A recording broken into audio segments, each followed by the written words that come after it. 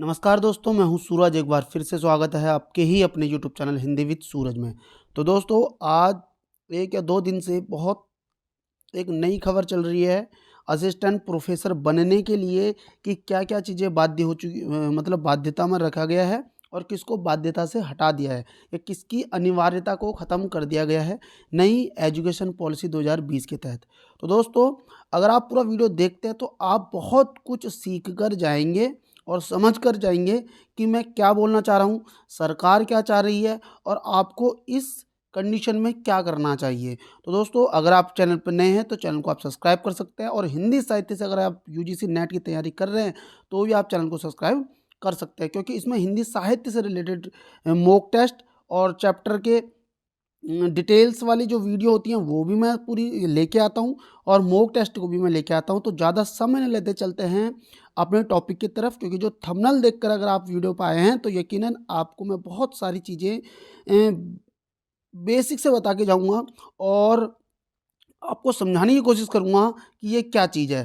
तो दोस्तों, अब हम चलते हैं अपने टॉपिक की तरफ। टॉपिक देखो, सबसे पहले आपने क्या करना है, सबसे पहले देखो न्यू एजुकेशन पॉलिसी 2020।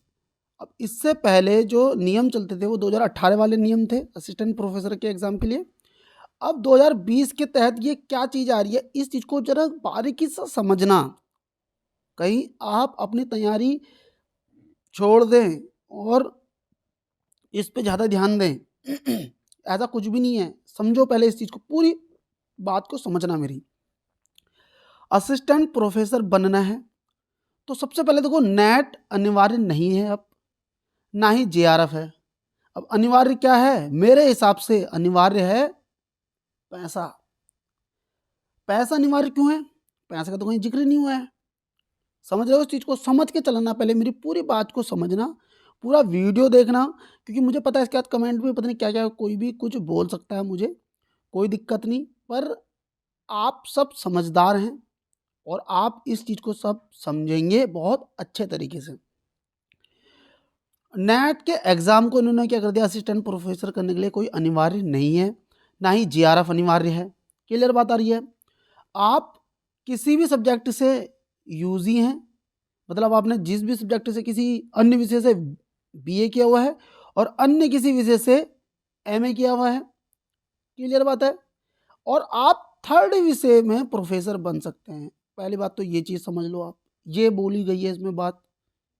अगर मान लो मेरा बीए हिंदी से, एमए मेरा ज्योग्राफी से, मान लेते हैं 1%, या एमए मेरा हिंदी से, मैं आगे पॉलिटिकल का असिस्टेंट प्रोफेसर बन सकता हूँ। ये बात इन्होंने रखी हुई है, अगर उसको अच्छा नॉलेज है उस चीज़ में तो। आप खुद सोचो, अगर उसे अच्छा नॉलेज होता उस सब्जेक्ट में तो क्या बीए एमए वो किसी अन्य सब्जेक्ट से करता? उन्हीं विषय से तो करते। लेकिन नई एजुकेशन पॉलिसी के तहत अब वो नए किसी अन्य विषय में भी प्रोफेसर बन सकते हैं। अब वो चीज़ चेक होता कि वो नेट का एग्ज़ाम निकालते, जेआरएफ निकालते, पीएचडी करते, फिर जाके बनते, तो हम सोचते भी। लेकिन अब इन्होंने क्या कर दिया, नेट भी नहीं, जेआरएफ भी नहीं और पीएचडी के लिए भी नहीं मना कर रखा है। अब इसके लिए क्या चाहिए तुम्हें? बहुत सारा ये चाहिए, तब जाके तुम्हारा कहीं लगेगा। क्योंकि एक लाइन है दोस्तों, मेरा क्या अनुभव कहता है कि जंगल में मोर नाचा किसने देखा? ठीक है, जंगल में मोर नाचा किसने देखा? अब कोई व्यक्ति आकर यहाँ इसका प्रयोग करके सीधे सिलेक्ट हो जाता है अन्य विषय में। अब हमें कैसे पता कि उसको अंदर उतना नॉलेज था नहीं था? उससे बेटर तो तुम थे, हम थे, हमारा हुआ नहीं, किसी अन्य पर्सन का हो गया। तो इसमें मुख्य भूमिका कौन निभाएगा? कुछ ये भी निभाएगा। लेकिन अब देखो, इसको ऐसे समझ के चलना, रूल क्या बने हुए हैं, रूल को समझो पहले। तो आप पहले, सबसे पहले आप रूल समझो। अब आपको हमने बोला कि नेट और जेआरएफ समाप्त हो गया। लेकिन एक चीज समझ के चलना, क्या इनकी परीक्षाएं बंद हो जाएंगी अब? नहीं, परीक्षा देनी है। परीक्षा हर बार नेट की होगी, जेआरएफ के लिए एग्जाम है, मतलब नेट वाला ही जेआरएफ वाला होता है। जब असिस्टेंट प्रोफेसर बनने के लिए ये अनिवार्य ही नहीं है, तो इसका पेपर देने का फिर से क्या मतलब, इस चीज़ को बारीकी से समझना आप लोग। इसका मतलब क्या है, ये भी एग्ज़ाम में चलेंगे, जेआरएफ भी होगा, नेट भी होगा, अनिवार्यता खत्म कर दी है। तो जो चुनिंदा लोगों को बनाना है वो पहले से फिक्स भी रहेंगे। अब तुम्हारे दिमाग में ये आएगा, जब पहले से ही फिक्स हो जाएगा तो हम ये क्यों दें, ये क्यों दें, ये क्यों निकालें, वहीं नेट का एग्ज़ाम हम क्यों दें, हमारा तो कोई सोर्स ही नहीं है, हमारा कोई पहचान ही नहीं है ऊपर, तो हमारा कैसे होना है। इस चीज़ को ऐसे समझना दोस्तों, असिस्टेंट प्रोफेसर कोई भी बन सकता है, लेकिन आगे जाके एसोसिएट प्रोफेसर, प्रोफेसर बनने के लिए पीएचडी का होना अनिवार्य है ना, पीएचडी होना अनिवार्य है। अब पीएचडी कैसे करेंगे भाई, अब आपने तो नेट भी हटा दिया, जेआरएफ भी हटा दिया, और पीएचडी के लिए जो यूनिवर्सिटी अपने एग्जाम कराती थी उसको भी समाप्त कर दिया। इस चीज़ को बारीकी से समझना। पहले पीएचडी कैसे होती थी, आप एक एंट्रेंस टेस्ट देते थे, उसके बाद जो भी काउंसलिंग होगी या फिर जो भी आपका इंटरव्यू होगा उसके बिहाफ पे मेरिट लगकर आपको पीएचडी का सेंटर मिलता था। अब इन्होंने क्या करा, 2024 से नेट के एग्जाम में ही थर्ड कैटेगरी बना दी पीएचडी के लिए भी।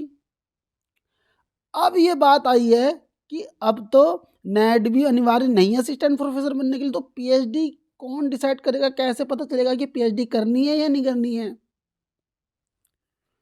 तो इस चीज को समझो, नेट का एग्जाम हर बार होना ही होना है।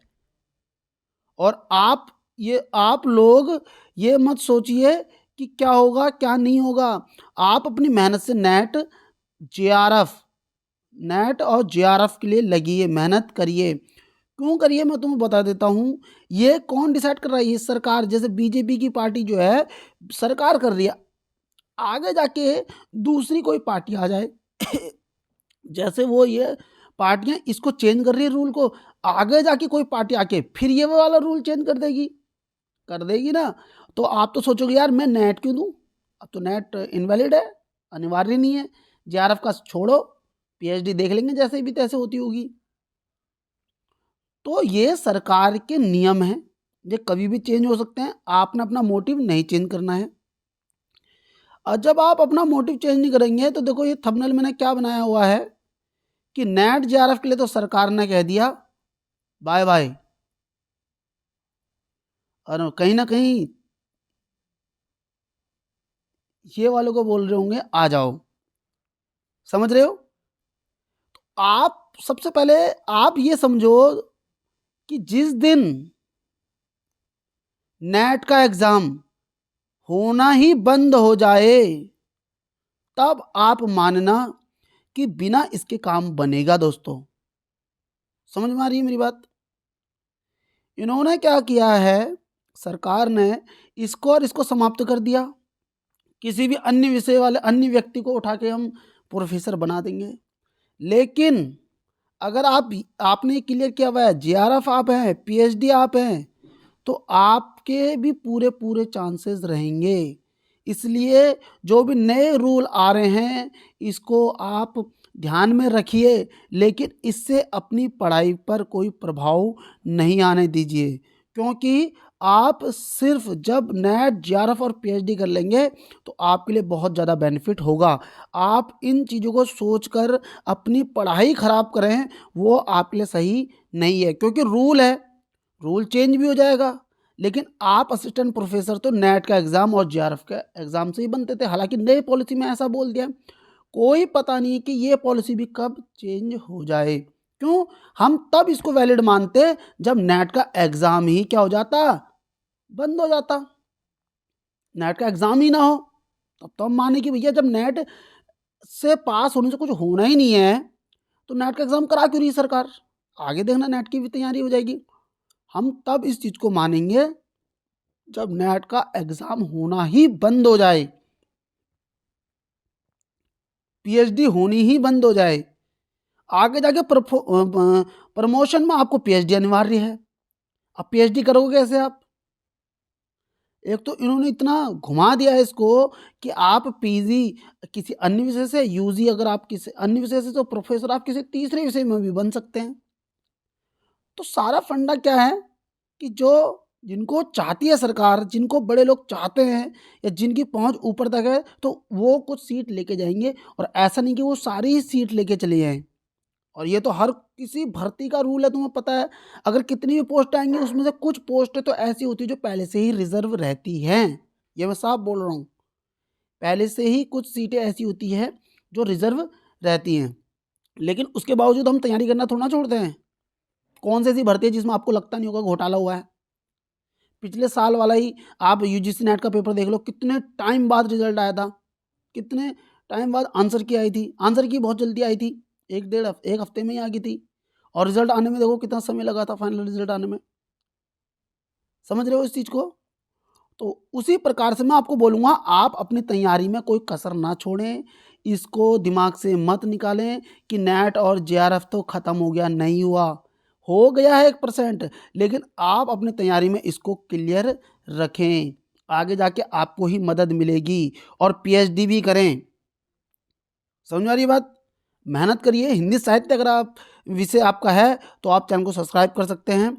वीडियो आती है इसमें, मॉक टेस्ट आते हैं इसमें, और आप खुद देख सकते हैं इस बार के नेट के एग्जाम में कितने ही मॉक टेस्ट हमारी पीडीएफ से आए हुए हैं, मेरी प्लेलिस्ट से आए हुए हैं, कितने सारे क्वेश्चन आए हुए हैं। ठीक है, तो ये चीज़ है, इसमें कोई शक नहीं। ये वाला रूल चलेगा, इसमें कोई शक नहीं। लेकिन आप इसको इग्नोर ना करें। ये ना सोचें अब इसकी तो इनवैलिड हो गया, क्या पढ़ाई करनी, क्या पेपर देना। पेपर देना बंद तब करना जिस दिन ये पेपर ही आना बंद आ जाए, इसके फॉर्म आने ही क्या हो जाएं, बंद हो जाएं। तब आप बोलना कि ये पूरी तरीके से बंद हो चुका है। समझ आ रही बात? इससे पहले आप बिल्कुल भी ऐसा ना सोचना। ठीक है, ये रूल आए हैं, रूल आते हैं, नए रूल आएंगे। हो सकता है कि आगे जाके कोई प्रॉब्लम आ जाए, सरकार रूल फिर से चेंज कर दे, और आपने 1-1.5 साल मान लो कि पेपर ही नहीं दिया, आपने बोला 1-2 साल में यार छोड़ो, और 2 साल बाद फिर नियम आ गया कि यार ये वैलिड है भाई, इनमें दोबारा से कोर्स कराया जाए। फिर आप बोलोगे यार 2 साल तो मैंने अपने पूरे खराब कर दिए, काश मैं 2 साल पहले निकाल देता इस चीज़ को, तो मेरा फायदा हो जाता। समझ रहे हो इस चीज़ को? तो आप इनको बिल्कुल भी इग्नोर ना करें, अपनी तैयारी पे इसका कोई भी प्रभाव ना पड़ने दें। मेहनत करें, लगातार मेहनत करिए, और सीधे मैं तो बोलूँगा आपको जेआरएफ निकालिए और पीएचडी करिए। पीएचडी करिए आप।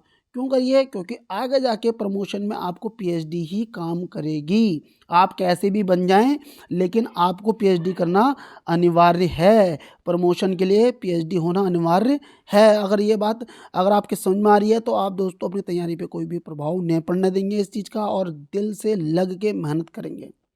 सरकार के नियम है, सरकार चेंज, नियम चेंज, है ना। हमने ही रहना, आपने ही रहना। सरकार 5 साल के लिए आई है, और 5 साल बाद वो खिसक लेगी, दूसरी सरकार आ जाएगी, वो कुछ नया नियम दे देगी। फिर क्या करोगे आप? बोलोगे यार ये तो सब गड़बड़ हो गया। इसलिए टाइम रहता अपना सिलेक्शन ले लीजिए और पीएचडी में ज्वाइन कर लीजिए। और हिंदी साहित्य वाले तो आप चैनल को सब्सक्राइब कर सकते हैं आपसे, और मिलते हैं आपसे नेक्स्ट वीडियो में। और उम्मीद करूँगा आप मेरी वीडियो को, मेरी बात को समझ रहे होंगे। और अगर आप मेरी बात को समझ रहे हैं तो आप दिल से लाइक कर सकते हैं और एक प्यारा सा कमेंट कर सकते हैं। मिलते हैं आपसे नेक्स्ट वीडियो में। Thank you, bye bye. मेहनत करिए, लगातार करिए और सिलेक्शन लीजिए।